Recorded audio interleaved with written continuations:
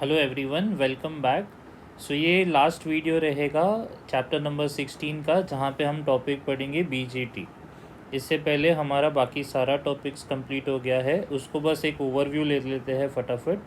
तो बेसिकली आपको ये चैप्टर में हाफ वेव रेक्टिफायर और फुल वेव रेक्टिफायर दोनों ही पढ़ना है, बहुत इंपॉर्टेंट है, इसको करके ले लीजिए। Half wave rectifier full wave rectifier हो जाने के बाद स्पेशल डायोड जो है वो 4 टाइप के थे। वो काफ़ी हद तक थियरी है, इसलिए मैंने तुम पे छोड़ दिया है कि तुम उसे मगअप कर लोगे, रॉट कर लोगे, ठीक है। और उसके बाद हमने किया लॉजिक गेज। तो लॉजिक गेज के बारे में मैंने तुमको ऑलरेडी सब बता दिया कि सिंबल पढ़ लो, बुलियन इक्वेशन पढ़ लो, ट्रूथ टेबल पढ़ लो, वो मोर देन सफिशेंट हो जाएगा, ठीक है। सो मोर और लेस ये सारे टॉपिक्स थे। अब ये जो लास्ट टॉपिक है वो है ट्रांजिस्टर का, बीजेटी का, ठीक है। तो इसमें यहाँ पे जो क्वेश्चंस दिए हैं वो मैं आपको करा लेता हूँ। चलिए स्टार्ट करते हैं। तो पहला क्वेश्चन है, NPN transistor as an amplifier का सर्किट बनाना है, ठीक है, कॉमन एमीटर मोड में।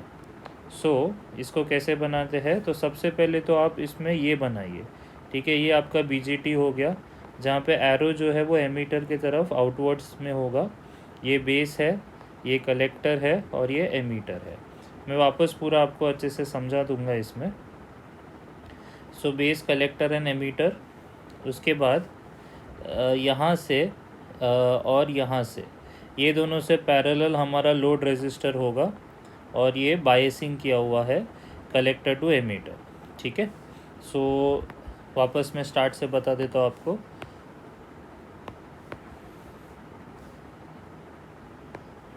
बेसिकली आपको क्या करना है, अगर मैं यहाँ पे छोटे में बना दूँ, ये आपका बेस हो गया, कलेक्टर हो गया और एमीटर हो गया, ठीक है।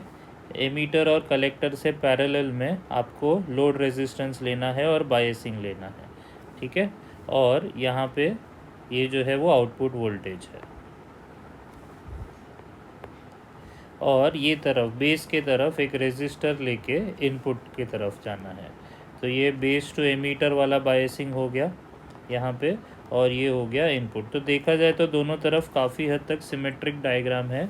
कलेक्टर एमीटर में पैरेलल रेजिस्टर लेना है और बायसिंग लेना है। यहाँ पे बेस में रेजिस्टर सीरीज़ में ले लेना है, बायसिंग वापस जैसा पैरेलल में था वहीं पे रहेगा।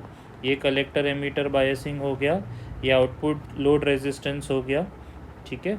और ये आपका VO हो गया आउटपुट, और ये हो गया इनपुट, ठीक है। आई होप इट इज़ क्लियर। यहाँ पे ये जो इनपुट है वो यहाँ पे आके एम्पलीफाई हो जाता है। तो बेसिक मतलब ये था कि कैसे हमने जो इनपुट वोल्टेज था उसको यहाँ पे आउटपुट पे एम्पलीफाई किया है, ये सर्किट से हम उसे कर सकते हैं। आई होप समझ में आ गया है बेसिक। मैं एक बार फिर भी अलग स्क्रीन से वो बता देता हूँ।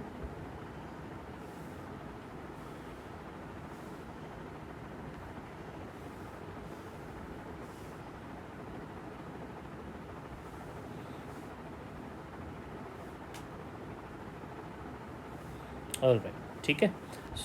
एज आई सेड, आपको पहला यहाँ पे बेस, कलेक्टर और एमीटर, एमीटर की तरफ एरो होता है, ये आपका कलेक्टर है, ये आपका एमीटर है, ये आपका बेस है। कलेक्टर और एमीटर से पैरेलल में एक रेजिस्टर ले लेना है और बायसिंग ले लेना है। ये लोड रेजिस्टेंस है और ये कलेक्टर एमीटर बायसिंग है। यहाँ पे आपका आउटपुट है, ये जो मैग्नीफाई होके बाहर आएगा वो है। अब यहाँ पे एक रेजिस्टर लगा के बायसिंग कर देंगे, और इसके आगे आप यहाँ पे अभी जगह नहीं है, आप आगे इसके इनपुट बना सकते हैं, ठीक है। आई होप इट इज़ क्लियर। यहाँ पे इनपुट होगा, ठीक है। ये बस डायग्राम बनाना है। डायग्राम मैंने इसके लिए अच्छे से सिखाया क्योंकि आगे भी एक दो क्वेश्चन में ये यूज़ होने वाला है। चलिए आगे बढ़ते हैं नेक्स्ट क्वेश्चन की तरफ। तो यहाँ पे define alpha DC and beta DC है, obtain the relation between them, या basically what are alpha parameters and beta parameters for a transformer. तो बहुत ही सिंपल है। जो अल्फ़ा DC होता है वो होता है collector current upon emitter current. तो ये आपका अल्फ़ा पैरामीटर हो गया, ठीक है। और बीटा पैरामीटर है beta DC is equal to IC upon IB। दोनों तरफ न्यूमरेटर में कलेक्टर करंट है, एक जगह पे एमीटर करंट, एक जगह पे बेस करंट। तो ये आपको दोनों का रिलेशन याद रखना है। अब दोनों के बीच में रिलेशन, दोनों के एक दूसरे का क्या रिलेशन है वो बताने के लिए हमें ये इक्वेशन का यूज़ करना पड़ेगा। हमेशा याद रखिए कि emitter current is always equal to base current plus collector current. तो ये फार्मूला का यूज़ करके हम आंसर निकालने वाले हैं। तो सबसे पहले तो हम दोनों तरफ सी से करंट मतलब कलेक्टर करंट से डिवाइड कर देते हैं। तो I B upon I C plus I C upon I C करने पे 1 मिलेगा। आई होप समझ गया है। ये इस इक्वेशन में डिवाइड बोथ साइड्स बाय आई सी किया हुआ है, तो ये मिल गया। ठीक है, लेकिन अभी अभी हमने पढ़ा कि आई सी अपॉन आई जो है वो अल्फ़ा डी सी होता है, ये उसका रेसिप्रोकल है। तो 1 अपॉन अल्फ़ा ये हो जाएगा, और वही लॉजिक से ये 1 अपॉन बीटा हो जाएगा प्लस 1। तो बस चीज़ों को अभी रीअरेंज करना है और आपको आंसर आ जाएगा।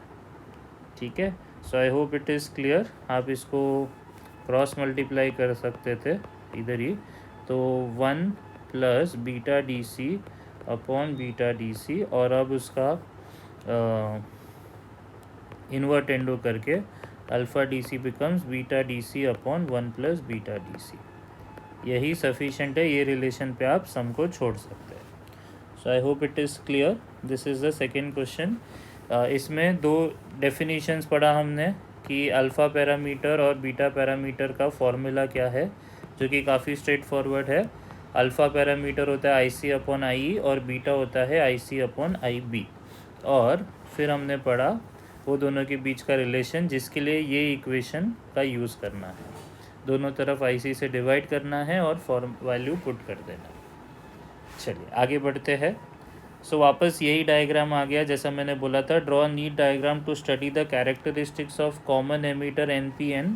तो उसमें भी वही करना है।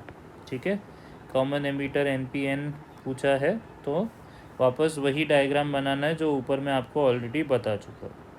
तो आप वो बना सकते हैं, और उसके बाद जो आउटपुट कैरेक्टरिस्टिक्स है उसका डायग्राम बनाना है। मैं आपको ये आउटपुट कैरेक्टरिस्टिक्स समझा देता हूँ।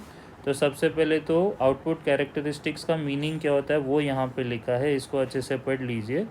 The variation of collector current with the variation in the collector emitter voltage is called output characteristic of a transistor. तो इसका मतलब एक्स एक्सिस पे VCE होगा, कलेक्टर टू एमीटर वोल्टेज, और वाई एक्सिस पे यहाँ पे दिख नहीं रहा है बट यहाँ पे कलेक्टर करंट है। ठीक है, तो the variation of collector current to the collector emitter voltage. ठीक है, और ये जो बेस करंट लिखा है ये वैल्यूज़ है। अलग अलग बेस करंट लेने पे ये अलग अलग वेरिएशन आता है। तो अगर बेस करंट 10 माइक्रो एम्पियर पे फिक्स किया है तो ये आपका वेवफॉर्म बनेगा collector current to collector to emitter voltage का। अगर 20 लिया है तो थोड़ा ऊपर जाके फिर फ्लैट हो जाएगा। अगर 30 लिया है तो और थोड़ा ऊपर जाके फिर फ्लैट हो जाएगा। 40 लिया है तो और थोड़ा ऊपर जाके फिर फ्लैट हो जाएगा, एंड सो ऑन। तो कलेक्टर जो बेस करंट है वो तो कांस्टेंट है, उसका इसमें रिलेशन में अफेक्ट सिर्फ इतना होता है कि वो एक पीक लेके फिर स्टेडी होता है।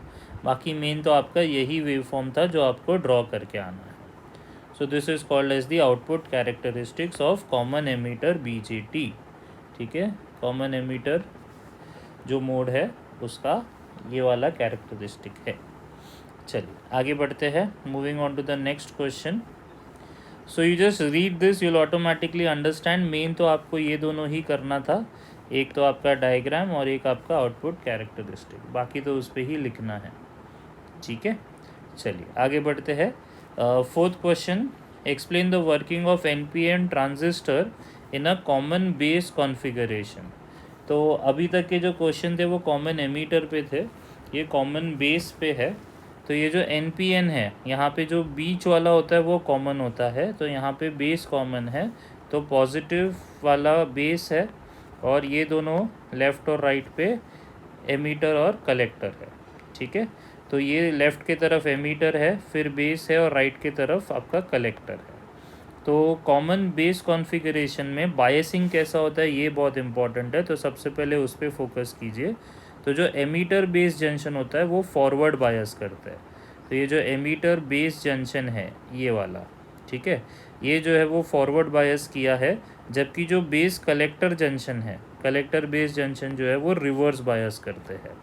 तो ये आपको ध्यान में रखना है। आई होप इट इज़ क्लियर। मैं यहाँ पे वापस मार्किंग करके बता देता हूँ। ये जो पार्ट है ये आपका एमीटर बेस वाला पार्ट है, ये जो है वो फॉरवर्ड बायस है, जबकि पी और एन जो राइट साइड का एन है वो जो है वो रिवर्स बायस किया हुआ है। इससे क्या होगा वही हमने को पढ़ना है कि वर्किंग क्या है। तो आप यहाँ पे पहले ये फिगर बी देखिए, जहाँ पे जैसे ही फॉरवर्ड बायसिंग हुआ है तो तुरंत का तुरंत तो इलेक्ट्रॉन्स एमीटर से बेस में जंप नहीं मारने वाला है। तो स्टार्टिंग में ये फिगर बी जैसा स्ट्रक्चर होगा, जहाँ पे एमीटर के जो इलेक्ट्रॉन्स है अभी अभी वो फॉरवर्ड बायस हुए हैं तो वो पी की तरफ बढ़ना चालू होंगे, ठीक है। जैसे ही बायसिंग एक थ्रेशोल्ड वोल्टेज के ऊपर पहुंच जाता है तो ये जो एन और पी के बीच में जो दीवार था वो उसे तोड़ देगा, और जैसा हम फिगर सी में देख रहे हैं कि दीवार तोड़ के इलेक्ट्रॉन्स जो है वो बेस में घुस गए हैं, क्योंकि हमने उसको फॉरवर्ड बायसिंग किया है तो ऑब्वियसली वो पी की तरफ घुसने का ट्राई करेंगे।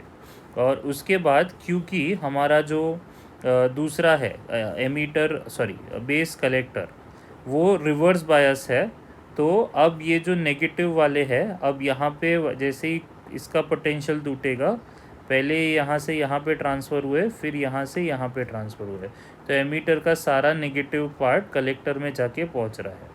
और इसी का पूरा एक्सप्लेनेशन यहाँ पे आंसर में दिया हुआ है। काफ़ी स्ट्रेट फॉरवर्ड है, पहले एमीटर से बेस में घुसे और फिर बेस से कलेक्टर में घुसेंगे, ठीक है। यही वर्किंग आपको एक्सप्लेन करना है, आप रीड करेंगे तो बहुत इजीली आपको समझ में आ जाएगा। और देखा जाए तो इतना ही था और कुछ है ही नहीं, यहाँ पे ये चैप्टर ख़त्म होता है, ठीक है। फिर भी आप टेक्स्ट बुक से ये जो पर्टिकुलर ट्रांजिस्टर पार्ट है इसको रेफ़र कर सकते हैं, थोड़े से और क्वेश्चंस है इसमें, बाकी तो मोर और लेस पूरा चैप्टर कवर हो चुका है इसमें। That's it.